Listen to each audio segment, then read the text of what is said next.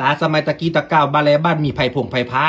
เข้าบ้านเฮาเท่าเลขนะเป็นแนวใดตะกี้ตะเก้านะ แต่ก้าวกา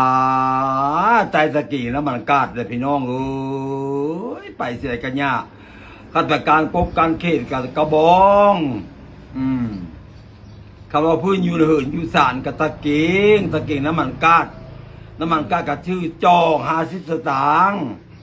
เอามาไต้แหละเฮ็ดเอาตะเกียงก็ได้ตะกี้ตะเก่าเพราะว่าบ่มีเงินซื้อก็ได้หาเอาอันโคตรมาแล้วก็มาเฮ็ดใส่ซื้อแล้วก็ตายแหละต่อมาเพิ่นก็เว้าเลยว่าไผฟ้าสิมาเด้อเพิ่นว่าเพิ่นว่าไผฟ้าสิมาแล้วบ้านโศกนะบ้านแกงก็สิมาบ้านโศกก็สิมาบ้านสะเก้าก็สิมาเด้คำไผ่น่ะผ่านบ้านสะเก้าก่อนจะฮอดบ้านโศกเด้ซะบ้านนี้ต่อมาด้วยหมาลีไผ่น่ะแล้วมาบ้านแกงก่อนตะกี้นะเพิ่นก็ไปหาเสาไฟฟ้าตะกี้นะไม้เด้อไม้จิกเพิ่นขนมาที่แรกนั้นกองปูนอยู่เลยเสาไฟฟ้านะเสากับไม้จิกตะกี้ตะเก่าละไม้แกนนี่ใหญ่จักเพิ่นขนมาแต่สิไดขอนมันกับไม้อันค้ำอันพิจังมันไม่ทั้งมันเด้โตมาก็ห้อนยามแรกแล้วก็มาพังเลยพังเสาน่ะบ้านโศกนี่ครับปุ้ยตื่นเต้นแล้วผู้เฒ่าผู้สิได้ใช้ไฟฟ้าบ้านนี้เพิ่นก็มาพังเสาเลย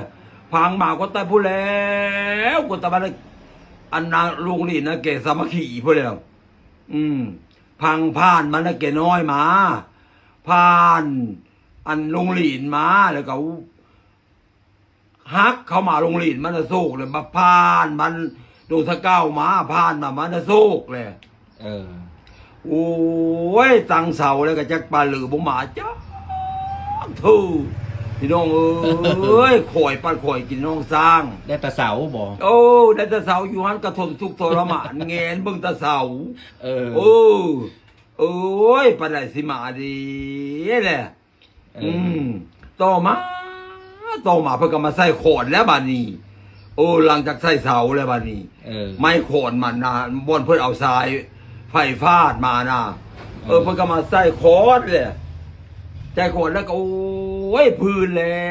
วบัดนี้ใส่ขอนมัดเลยสั่นอยู่เลยเอาอันทางบ้านทางเมืองนี่ก็ตื่นเต้นกันแล้วผู้ลงคนกับเพิ่นผู้เพิ่นมีเงินมีคำเพิ่นก็โตท่าเลยโตไผ่นะเพิ่นก็หาสร้างมาเลยมาโตอันเหินสารเพิ่นก็โตลงใส่รอดใส่พิสังแล้วผู้ประดานได้มีเพิ่นก็เอาไว้ซะก้อนเนี่ยโตมาระยะนึงเพิ่นก็มาเน่งซ้ายแล้วบัดนี้มันเร่งสายแล้วก็โอ้ยแห่งพื้นแล้วบัดนี้ได้สายไฟฟ้าฟาดมาแล้วสายแรงสูงเลยผ่านไปแล้วบัดนี้ผ่านสายแรงสูงกับหลายบ้านนอกจากเพิ่นสิไปเฮ็ดบ้านไหนบ้านยาเพิ่นก็ผ่านสายแรงสูงมานี่แล้วก็มิดใส่ม้อยอีแล้วบัดนี้หึงต่อมาอีหึงอะไรแล้วก็มาใส่สายแรงต่ำเลยบัดนี้สายแรงต่ำน่ะสิมีสายแรงสูงแล้วบ่มีสายไผ่ควักบ่มีสายไผ่บ่มีสายอย่างหุ้มมาสายไผ่ต่ำแล้วแรงต่ำแล้วมีสาย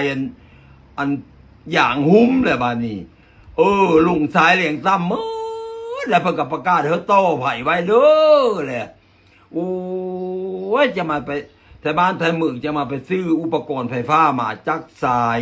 จักโลดจักไม้โขนตะกี้นะโอ้ยร้านอีตาคันขับนะเราใครเครื่องใช้ไฟฟ้ารอดไฟฟ้าจักเราสิได้มือแล้วจักผันจักเราสิได้มือแล้วจักหมื่นแล้วก็มาเลยมาเพิ่งก็มาโต้เหินไปเหินมันเลยอีตาคันขับก็มีเราก็มาโต้เลยเหินผู้นั่นเหินผู้นี่เลยโอ้ ยเราจะมาได้เงินแล้วบัดนี้ต่อไว้เรียบร้อยปั๊ดคู่หื่นแล้วบัดนี้นะท่าแล้วบัดนี้ท่าไผ่ผ้าท่ากับป้าเลยสิมาเปิดไผ่กับปุมาจ้าเธอนับมือนับเงินอยู่โอ้ยนับนิ้วตีนิ้วมือปานใดเสียสิมาแล้วบัดนี้ก็ต่อมาอีกระยะหนึ่งแล้วบัดนี้ก็ไผ่สิมาเลยเด้อเนี่ยกลางคืนได้โอ้ยพักอันนี้ก่อนเด้อรอรับโทรศัพท์ก่อนเด้อไผ่สิมาอะไรไปแล้วบัดนี้โอ้ยบัดนี้เพิ่นมาบอกเลยอันอีตาคันขำนั่นอันเราพอเป็นตะก้อนตาคันขำก็มีแล้วนะเป็นอันสร้างไผ่ที่ใหญ่ที่สุดแต่บ้านเก๋มีตาคันขำผู้เดียวบัดนี้เลยเราละมาว่าไผ่สิมาเลยเด้อมื้อนี้น่ะโอ้ยจะมาปืนเจ้าเด้อถือเลขเป็นพันก็เป็นหลายพันก็ไม่ดีใจเท่าไฟฟ้าสิมาเขามันมืดโอยพากันใต้ตะเกียงมัดบานเนี่ยแล้วหนึ่งกาว่างทุ่มหนึ่งนี่แล้วเหินนั่นหุ่งสิแล้วไผ่ไผ่หมาเพิ่นเปิดนะเราก็เปิดเฮ้อเลยเราก็ได้เราก็มาเข้าโมเฮ้อเลยแล้วเราก็มาเปิดแล้วหุ่งสิลึโอ้ยแล้วหนึ่งเหินนั่นหุ่งสิลึเลยแล้วหนึ่งเหินนั่นหุ่งสิลึเฮจังเลยแล้วหนึ่งเหินนั่นหุ่งสิลึเหินทีจังเลยแล้วหนึ่งหืนนั่นมิดจัดโอ้ยมาเบิ่งค่อยแล้วหืนค่อยเป็นพี่จังแล้วโอ้ยพลังคนกับมืออันบานนี้ก็ต่อมานี่ก็มดบานนี่ก็หุ่งเลยผู้เรื่องคนนะหืนผู้เรื่องคนกับหุ่งเลยคำมาเฮ็ดบกคักเด้สะต่อไผ่ทางเสื้อมันกับบุทางเสื้อมันกาวลุดเธอมันกับพี่จังเลยโอ้ยจนใจเยอะขาดเล่นหอบอันมีตะคันคำก็อีตะคันคำน่ะเกิดเป็นลมตายมือนั่นน่ะเล่นหืนนั่นเล่นหืนนี่น่ะผู้ละคนก็ให้อะไรก็บ่อ้อเลยผู้ละคนก็มานำอีตะคันน้องนึงผู้นั้นมานำเราอยู่หืนน้องนึงมาให้หืนนั่นน้องนึงหืนนั่นมานำน้องนึงหืนนี่มานำเลยโอ้ยห้องใส่กันอยู่จวกอยู่อันบาเลกาเหินก็เหินออกก็ออกเหินบ่ออกก็บ่ออกเลยบาดนี้โอ้บาดนี้เราก็เมื่อได้ดึกมาเลยกันเหินได้บ่ออกมื้อหน้าเราก็มาเฮ็ดเฮ้อเลยสันโดจาก2-3มื้อบ่ได้ออกปั๊ดคู่เหินแจ้งเลยบาดนี้ก็อีตาคีนโอ้ยเราอ่ะโอ้ยบาดนี้นะพอจะมาพื้นทีดีบาดนี้เดี๋ยวนั้นเราอะบาดค่อยนอนก็มีค่อยที่ข่าวกุนปุ้นแต่เราอะตายบาดนี้คอยเราอะบ่ได้พักบ่ได้นอนแล้วบาดนี้เราอะเปิดบาดใดก็ข่าวกุนพูนมื้อเช้าเปิดเบิ่งมื้อแรงเปิดเบิ่งแล้วเปิดเบิ่งแล้วมื้อเช้าเปิดเบิ่งแล้วมื้อแรงเปิดเบิ่งแล้วมันขาวจูนพูนแล้วบาดนี้เราอะโอ้ยคนนะโหยตาเคนใช้กระยาขาดบ้านนี้ก็ไผ่ผ้ามาเลยแจ๊ก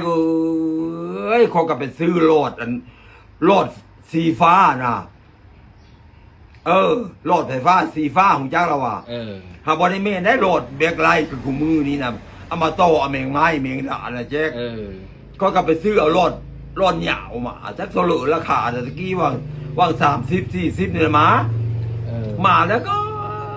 ต่อไผ่ลงไปเลยวางเหอะอีส้มมันเป็นทงหนาอยู่ได้ตะกี้หนาวางนั่นน่ะมันยังเป็นหนามอถอนอยู่ของไฟฟ้าของสมประทานกาอยู่ฮันเนี่ยเขาก็ไปต่อไผ่น่ะต่อรอดไผ่อันไฟฟ้าอันสีฟ้าน่ะใส่เนี่ยใส่อันแล้วก็ข้ามป่าแล้วก็มือละต่อมือเล็กเจ๊กเลยพลตกมาแล้วก็ข้ามมาเขาก็ต่อไผ่เนี่ยต่อมือเล็กเจอวางทุ่ม1-2 ทุ่มเจ๊ก็แมงดาน่ะบินมาเยอะง่ายเก็บใส่คลองจุดเต็มคลองได้2 คลอง 3 คลองนับไปได้300 กว่าตัวแมงดาน่ะจักเป็นแมงดาจักเป็นแมงกระเต้าเจ้าดู ยแมงกะเต้าเราคู่ลงโคบแจ๊ก โอ้ จนขี้ค้านกิน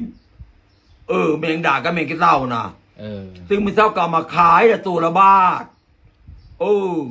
ตัวละบาทโอ้ละสองตัวผู้ตัวหนึ่งตัวผู้สองตัวแม่ตัวหนึ่งบาทหนึ่งนี่ล่ะโอ้ยจะมามกแมงดาขายมกละบาทเจ้าเอ้ยจะอ่อนให้ผ้าหมานะแจ๊กเอ้ยจนขี้ข้ากินแมงดาละต้อมานะลูกหลานนะล่างมาเก็บนะเก็บแล้วก็5 ทุ่มก็นอนเลยนอนก็ซอดหัวมือตี 1 ตี 2ซอดหัวมือก็มาเบิ้งเลยอันตามของสุปทานนะ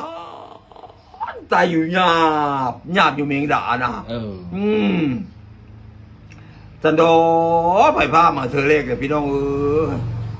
มกแมงดาขายมกแมงดากินจนขี้ข้านกิน